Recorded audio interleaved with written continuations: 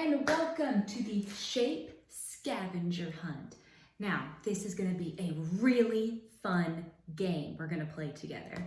So, if you've never played a scavenger hunt before, it's when you're given a list of a couple different things that you have to find, okay? So I'm going to give you 5 things to find, and they're all going to be about shapes. Now, I know a lot of you have talked about shapes in your homeroom classes this week. Now, we're going to go over them together, and then I'm going to show you my items that I have found, okay? All right, so our first shape is a circle. Everyone say circle. I like to go around and trace it. And then our second shape is a square. A square has 4 even sides, just like this. They're nice and straight lines too. All right, our third shape is a heart. A heart is a little bit tricky.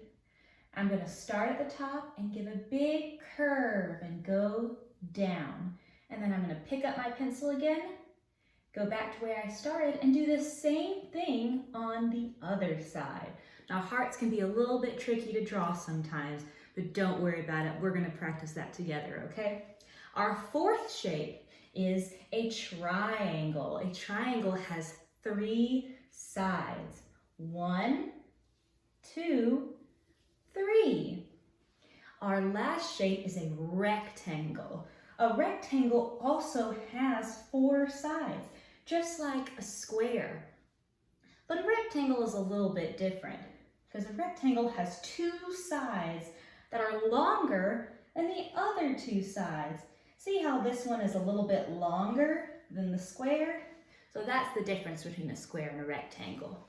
Okay, now that we have gone over our shapes, it is time for our scavenger hunt. So let me tell you the rules. You've got to go around your house and see if you can find things that are in the shape of these 5 shapes right here, okay?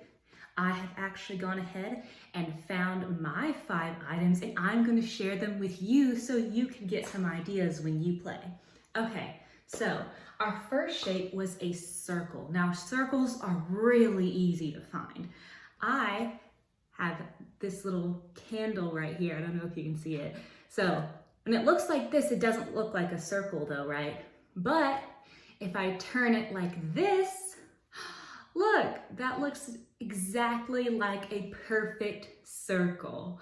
So it didn't look like that when I first found it, but then when I turned it on its side, it was a perfect circle. Okay, so that is my first shape done. All right, the second shape, remember, is a square. A square has 4 even sides, and I found a tissue box. All right, so I'm gonna put the tissues down, and now you see, it's a perfect square, just like the one on our board.